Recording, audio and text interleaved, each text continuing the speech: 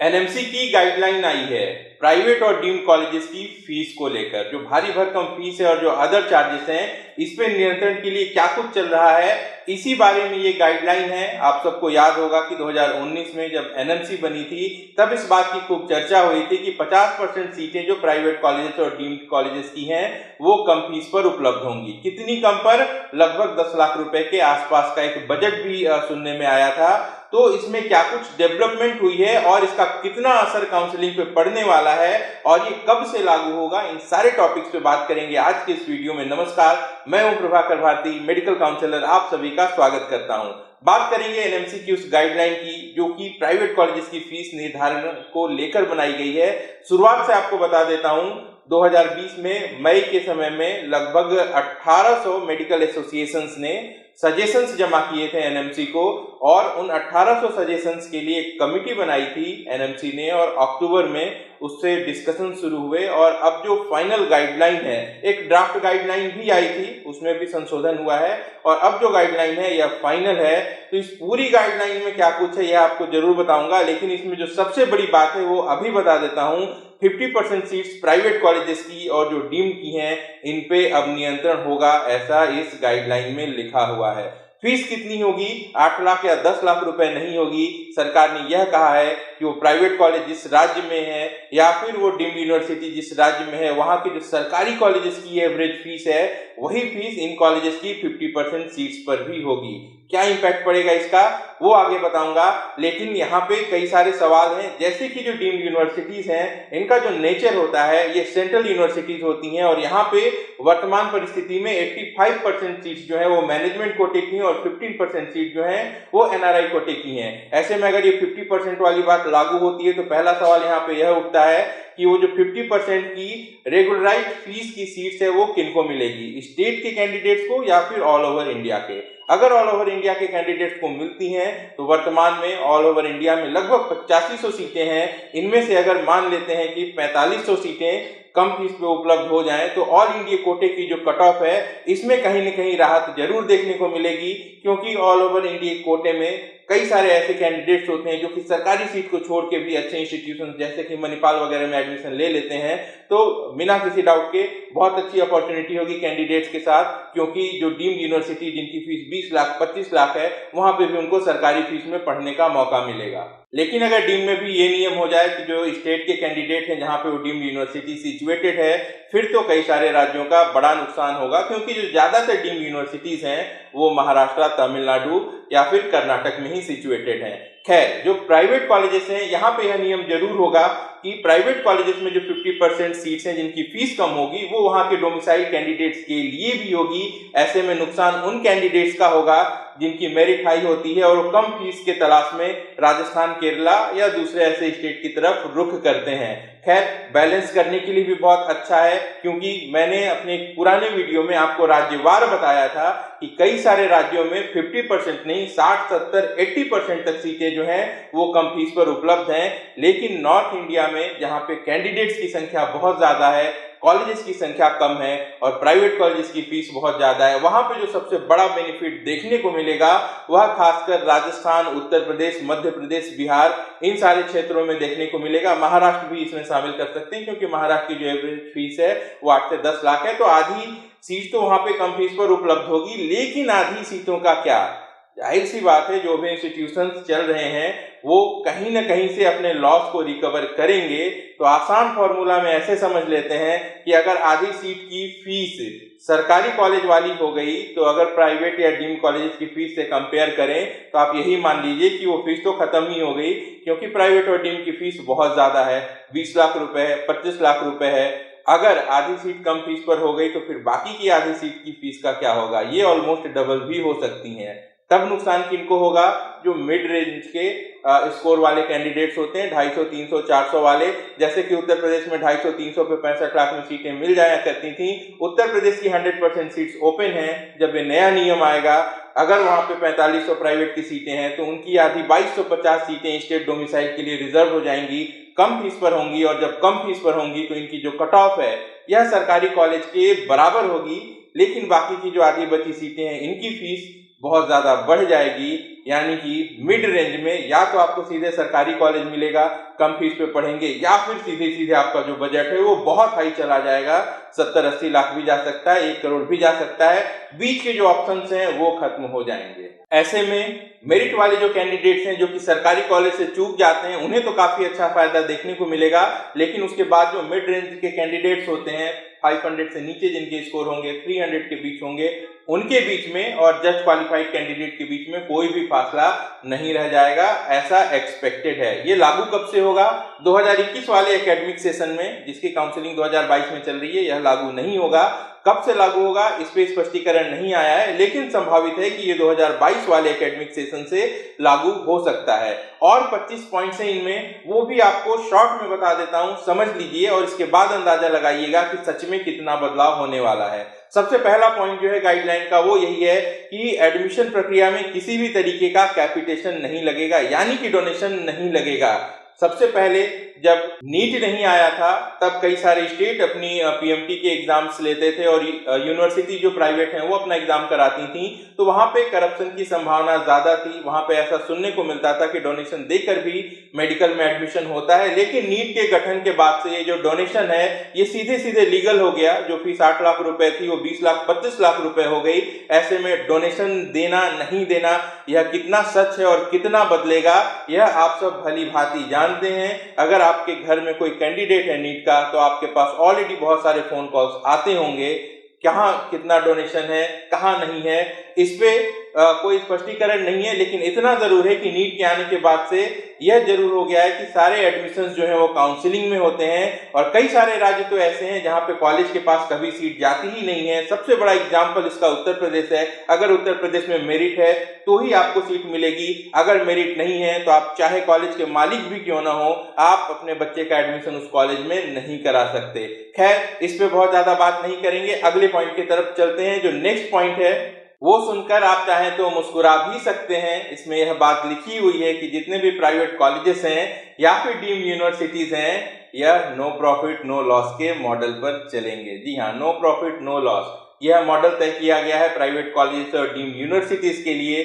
कितना सच होगा यह आप और हम भली भांति जानते हैं। इलाज की व्यवस्थाएं इतनी महंगी हैं कि छोटी से छोटी समस्या के लिए भी हॉस्पिटल में आपका लाखों का बिल बनता है। इस बात को नो प्रॉफिट नो लॉस के साथ आप सोच कर देखिए, उत्तर अपने आप मिल जाएगा। तीसरा पॉइंट जो है वो प्राइवेट और डीम्ड यूनिवर्सिटीज जो है उनके फीस के निर्धारण को लेकर है। इसमें यह बात कही गई है कि जो एक्चुअल ऑपरेटिंग कॉस्ट है पूरे सेटअप का, जो सैलरीज हैं, जो फैकल्टीज की सैलरी है, जो इक्विपमेंट सेटअप है, या जो तमाम खर्च हैं वो कितना है, इसको आधार में रखते हुए ही कॉलेज की फीस तय की जाएगी। अब यह भी हो सकता है कि 50% सीटें जो है वो आपको सरकारी फीस पर देनी है, तो ऑपरेटिंग खर्च वगैरह बढ़ जाए, तो इसको भी आधार बना के जो फीस है वो बढ़ाई जा सकती है। इसको कैसे रोका जाएगा देखते हैं, अगर आगे के पॉइंट में इससे संबंधित कोई और व्यवस्था हो तो। पॉइंट नंबर 4 में यह बात कही गई है कि अगर कोई कॉलेज नया खुलता है तो उसके पास पुरानी बैलेंस शीट नहीं होती है जिसके आधार पर फीस का निर्धारण किया जा सके। तो यह देखा जाएगा कि उस राज्य में जो सबसे लेटेस्ट कॉलेज खुला है उसकी फीस स्ट्रक्चर क्या है। एक बात और कही गई है कि 2020-21 का जो सेशन था, यहाँ पे ज्यादातर कॉलेजेस में क्लासेस सस्पेंडेड थे। ऐसे में कॉलेजेस की बचत हुई है, जो मेस का खर्चा है, जो हॉस्टल का खर्चा है, इन सारे एक्सपेंसेस के ऊपर। लेकिन यह जो फायदा यहाँ पे हुआ, यह बैलेंस हो जाता है, क्योंकि जो कोविड सिचुएशन थी इसकी वजह से सैलरीज वगैरह ज्यादा दी गई, क्योंकि स्टाफ ने वहाँ पे ओवर टाइम ड्यूटी की है। इसीलिए 2021 का जो साल है इसको बहुत ज्यादा आधार नहीं माना जाता है। ऑन एन एवरेज मानते हुए जो पुराने साल की बैलेंस शीट है उसके हिसाब से ही कॉलेज की फीस तय की जाएगी। पांचवें और छठे पॉइंट में यह कहा गया है कि किसी भी कॉलेज का जो टोटल सैंक्शन इनटेक है उस इनटेक के हिसाब से पर स्टूडेंट कॉस्ट निकाला जा सकता है। यूजी और पीजी के कैंडिडेट को अलग अलग कंसीडर किया जाएगा। और अगले पॉइंट में यह बात लिखी गई है कि किसी भी कॉलेज में फीस का जो निर्धारण है वो चाहे तो 3 साल के ब्लॉक में एक बार ही तय कर सकते हैं या ईयर टू ईयर भी कर सकते हैं। लेकिन जब भी कैंडिडेट एडमिशन लेगा तो उसकी जो फीस है उसी समय फिक्स कर दी जाएगी, और 5% तक का जो इंक्रीमेंट है वो महंगाई को देखकर बढ़ाया जा सकता है। आगे के जो पॉइंट्स हैं उनमें सरकार ने अकाउंटिंग को लेकर ही बातें की हैं। कई सारी बातें, बहुत डिटेल में नहीं जाऊंगा, जो मुख्य बातें हैं वो बता देता हूं। जैसे कि ये कहा गया है कि किसी भी कॉलेज का जो अस्पताल चलता है उसके पूरे अकाउंट को अलग रखा जाएगा, क्योंकि अस्पताल पे अगर खर्च होता है तो अस्पताल की अपनी इनकम भी होती है। हालांकि जो टीचिंग और नॉन टीचिंग स्टाफ हैं कॉलेज में, उनकी जो सैलरी है उसको अकाउंट में लिया जा सकता है और उसको आधार बनाया जा सकता है कॉलेज के फीस निर्धारण को लेके। और भी बाकी की गाइडलाइंस हैं, तो जो इंपॉर्टेंट है वो मैं आपको बता देता हूं। एक सिक्योरिटी डिपॉजिट होती है, जब भी आप एडमिशन लेते हैं तो वहां पे आपको एक अमाउंट सिक्योरिटी डिपॉजिट का देना होता है। हॉस्टल के लिए अलग होता है, कॉलेज के लिए अलग होता है। यह बेसिकली इसलिए लिया जाता है कि अगर छात्र किसी तरीके का प्रॉपर्टी या इक्विपमेंट का नुकसान कर देता है तो उसके कॉलेज छोड़ने से पहले उसी अमाउंट से उसको रिकवर किया जाता है। सामान्य तौर पर यह जो सिक्योरिटी डिपॉजिट है वो लास्ट ईयर की फीस में एडजस्ट कर दी जाती है, या फिर जब आप अपनी पढ़ाई पूरी कर लेते हैं तो आपको वापस कर दी जाती है। लेकिन प्राइवेट कॉलेजेस की बात करें तो कहीं कहीं पे ये सिक्योरिटी डिपॉजिट काफी ज्यादा है, 4 लाख भी है, 5 लाख भी है, और कहीं कहीं पे अगर हॉस्टल की सिक्योरिटी डिपॉजिट को जोड़ दें तो इससे भी ज्यादा है। तो पहले फीस ज्यादा है, फिर सिक्योरिटी डिपॉजिट भी ज्यादा है। आखिरकार फर्स्ट ईयर में स्टूडेंट को अरेंज इसे करना पड़ता है, तो ये एक परेशानी वाली बात होती है। और अगर 6 साल तक वो अमाउंट आप बैंक में रखेंगे तो उसका जो इंटरेस्ट का नुकसान होता है वह तो होता ही है। इस पे सरकार ने अब ये बताया है कि अगर कॉलेज सिक्योरिटी डिपॉजिट लेते हैं और बाद में उसे लौटा देते हैं तो यही माना जाएगा कि कॉलेज भी उसको फिक्स डिपॉजिट के तौर पर यूज करते हैं। ऐसे में 5 साल तक उस पर जो भी इंटरेस्ट अर्न होगा वह कॉलेज के ऑपरेटिंग एक्सपेंस से घटा लिया जाएगा। जी हाँ, छात्रों को तो फायदा नहीं पहुंचेगा, लेकिन अगर कॉलेज के फायदे को यहाँ पे कम कर दिया गया है तो यह उम्मीद है कि कॉलेजेस भी अपनी सिक्योरिटी डिपॉजिट को नियंत्रित कर लें। आमतौर पर 50,000 से लेके 1 लाख रुपए की सिक्योरिटी डिपॉजिट है जितने भी रेप्यूटेड कॉलेजेस हैं, लेकिन कई सारे कॉलेजेस में ये 5 से 6 लाख भी है। इस पर क्या कहेंगे आप? अतिशयोक्ति कह सकते हैं कि कॉलेज को इस बात का डर होता होगा कि कैंडिडेट कहीं क्लासरूम लेके घर न चला जाए, तो कहीं ना कहीं ये जो नुकसान है ये छात्रों को भुगतना पड़ता है। तो यह स्टेप भी अच्छा है, अगर सिक्योरिटी डिपॉजिट नियंत्रित हो जाएगी तो इसका फायदा कैंडिडेट्स को मिलेगा। कई सारे कॉलेजेस में आपने देखा है कि डेवलपमेंट फीस भी लगती है। एग्जाम्पल के लिए महर्षि मार्कंडेश्वर मुलाना भारतीय विद्यापीठ का जो कैंपस है, या फिर JLN दत्ता मेघे है, DY पाटिल भी है, तो यहाँ पे ईयरली इंक्रीमेंट है। कुछ डेवलपमेंट के लिए कुछ चार्जेस लिए जाते हैं, यानी कि आपकी पहले साल में जो फीस थी अगर 10% का ईयरली इंक्रीमेंट है तो वो 10% अगले साल बढ़ जाती है, और हर एक साल में ऐसे ही कंपाउंड के रूप में ये बढ़ते रहती है। तो इसको लेकर भी कुछ गाइडलाइंस हैं। इसमें यह कहा गया है कि कॉलेज अगर चाहे तो 6 से 15% तक का डेवलपमेंट चार्ज कैंडिडेट से ले सकता है, लेकिन एक नई रेटिंग सिस्टम आएगी जिसमें कॉलेजेस को ग्रेड किया जाएगा, और उस ग्रेड के आधार पर तय होगा कि कौन सा कॉलेज 6% डेवलपमेंट लेगा, कौन सा 7 लेगा, कौन सा 10 लेगा, या कौन सा कॉलेज 15 लेगा। तो इसका कुछ पैमाना तय किया गया है कि अगर कोई पुराना कॉलेज है तो उसके पिछले 10 साल के रिकॉर्ड को देखा जाएगा कि वहां पे कितनी डेवलपमेंट हुई है, या फिर अगर कोई नया कॉलेज है तो उसके 5 साल के इंप्रूवमेंट को देखा जाएगा कि वहां पे कितनी डेवलपमेंट हुई है। साथ ही ये देखा जाएगा कि उनके डेवलपमेंट का प्लान क्या है। ऐसे में सरकार का तर्क ये भी हो सकता है कि चूंकि ये जो इंस्टीट्यूशंस प्राइवेट हैं ये तो नो प्रॉफिट पे चलेंगे, तो ऐसे में जरूरी है कि अगर उनके पास कोई डेवलपमेंट प्लान है तो उसके लिए कैंडिडेट से 6 से 15% का जो डेवलपमेंट चार्ज है वो ले लिया जाए। तो ये एक अतिरिक्त चार्ज भी आ सकता है। अब वो बच्चे जो कि 50% वाले सब्सिडाइज फीस पे पढ़ेंगे उनके लिए अगर 1 लाख रुपए का 6% हो तब तो वो बहुत छोटी रकम होती है, लेकिन जिनकी फीस बढ़ के 20 लाख से 30 लाख रुपए पर ईयर हो जाएगी, उसका 6 से 10% निकाल लीजिए, कितना प्रभाव पड़ेगा इसका अंदाजा इस बात से आपको लग सकता है। कॉलेज में हॉस्टल की फीस के अलावा कई सारे अदर चार्जेस भी होते हैं। मेस चार्जेस हैं, लाइब्रेरी के चार्जेस हैं, ट्रांसपोर्टेशन चार्जेस होते हैं। यह भी कई तरीके के देखने को मिलते हैं। किसी किसी कॉलेज में बहुत नॉमिनल होते हैं और कहीं कहीं तो ये लाखों में भी हैं, खासकर ऐसे राज्यों में जहां पे फीस सरकार ने बहुत कम निर्धारित कर दी है। आप बिहार और छत्तीसगढ़ का उदाहरण ले सकते हैं, जहां पे 6 से 8 लाख अगर ट्यूशन फी निर्धारित की जाती है तो लाइब्रेरी फी के नाम पे 1 से 2 लाख रुपए, ट्रांसपोर्टेशन के नाम पे 1 से 2 लाख रुपए, मेस के नाम पे, हॉस्टल और मेस अगर मिला दे तो कहीं कहीं पे 3-3 लाख रुपए तक के चार्जेस हैं। ऐसे में कॉलेजेस को यह निर्देश जारी किया गया है कि आपको ये जो एक्सपेंसेस हैं या एक्चुअल बेसिस पर लेने हैं। कमाल की बात है, यह सोचिए कि जो कॉलेज 3 लाख रुपए हॉस्टल और मेस के लेता है, या फिर जहां मेस के लिए 1 से 1.5 लाख रुपए हैं, वहां पे वो क्या मेन्यू निर्धारित करेंगे कि इस जो खर्च है इसको वो जस्टिफाई कर पाएंगे। या तो फीस कम करेंगे या फिर आप लोगों को खाने में अच्छी अच्छी चीजें मिलने वाली हैं, यह सोच के भी खुश हो सकते हैं। हॉस्टल की फीस कितनी हो सकती है, इसको लेकर भी सलाह दी गई है कि वह जो कॉलेज जिस एरिया में, जिस लोकेलिटी में सिचुएटेड है, वहां की म्यूनिसिपल रेंटल वैल्यू क्या है, इसको ध्यान में रखते हुए ही हॉस्टल की जो वैल्यू है वो तय की जाएगी। इसके अलावा स्टेट काउंसलिंग बोर्ड जो होता है, जो स्टेट अथॉरिटी होती है जो काउंसलिंग कंडक्ट कराती है, वो चाहे तो कॉलेजेस को इंडिविजुअली एग्जामिन करके उसकी फीस तय कर सकती है या फिर एक मीडियन फीस रख सकती है, एक मीडियन तय कर सकती है जिसके आधार पे अलग अलग कॉलेजेस की फीस निर्धारण की जाएगी। इन सबके साथ साथ कॉलेजेस को एक और इंस्ट्रक्शन है, वो ये है कि वो अपनी ऑडिटेड बैलेंस शीट को सार्वजनिक करेंगे। जी हाँ, कॉलेज की वेबसाइट पे सारी चीजें लिखी होंगी कि टोटल इनकम कितनी हुई है, हॉस्टल पे कितना खर्च कर रहे हैं, स्टाफ की सैलरी पर कितना खर्च कर रहे हैं। सुनने में सब कुछ बहुत अच्छा लगता है, लेकिन अगर इतनी पारदर्शिता वाकई आ जाती है मेडिकल एजुकेशन सिस्टम में, तो इसका जो अल्टीमेट बेनिफिट है वो कैंडिडेट्स को मिलेगा।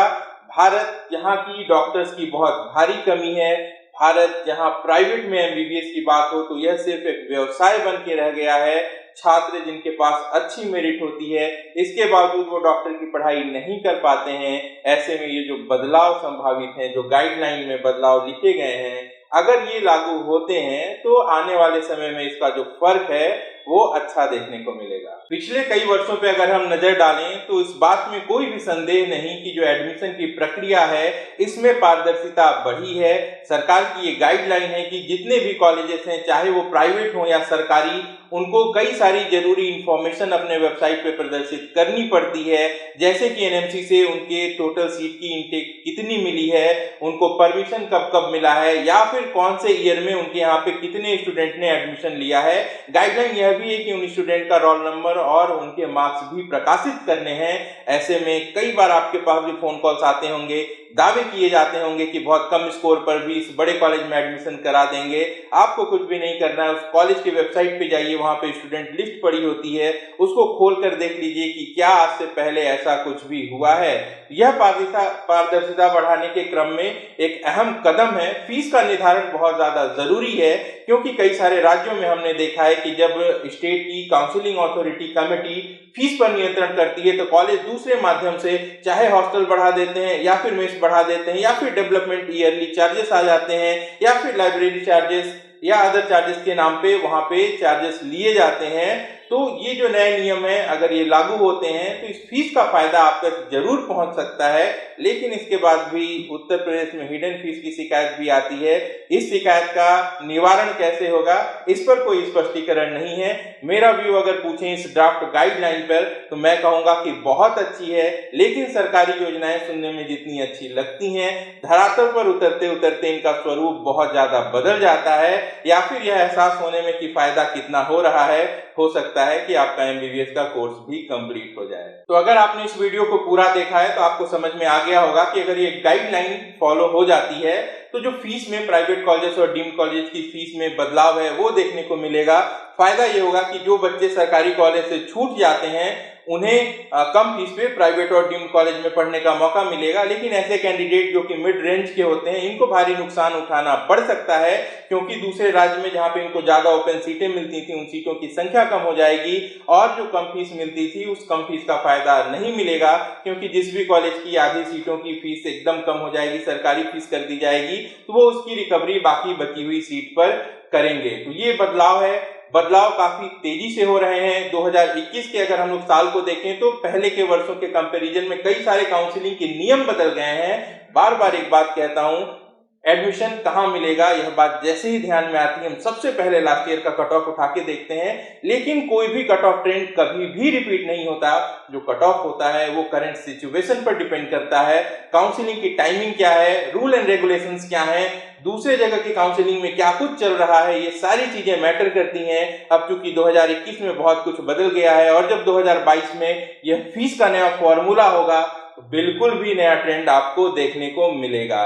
खैर जो भी है, बदलाव का दौर है, इसको एक्सेप्ट करेंगे, लेकिन सही और सटीक जानकारी आपको आपके सपने को पूरा करने में सहायता दे सकती है, आपको आपकी मंजिल तक पहुंचा सकती है। और आपके इस सफर में आपका जो सच्चा साथी होम एजुकेयर है वो हमेशा तत्पर है। अगर नए चैनल को सब्सक्राइब करना नहीं भूलेंगे, लाइक करके अपना सपोर्ट जरूर दिखाएं, क्योंकि इससे हमें बहुत ज्यादा एनर्जी मिलती है। Home educare services paid counselling भी प्रोवाइड करती है, लेकिन बहुत लिमिटेड है। तो 2021 सेशन के लिए कुछ वैकेंसीज हैं। अगर आप हमारी पेड काउंसलिंग लेना चाहते हैं तो वीडियो की डिस्क्रिप्शन में लिंक दी हुई है, आप अवेल कर सकते हैं। नहीं लेना चाहते हैं तो भी आपका स्वागत है, कमेंट करके पूछिए। हमारा टोल फ्री नंबर डिस्क्रिप्शन में मौजूद है।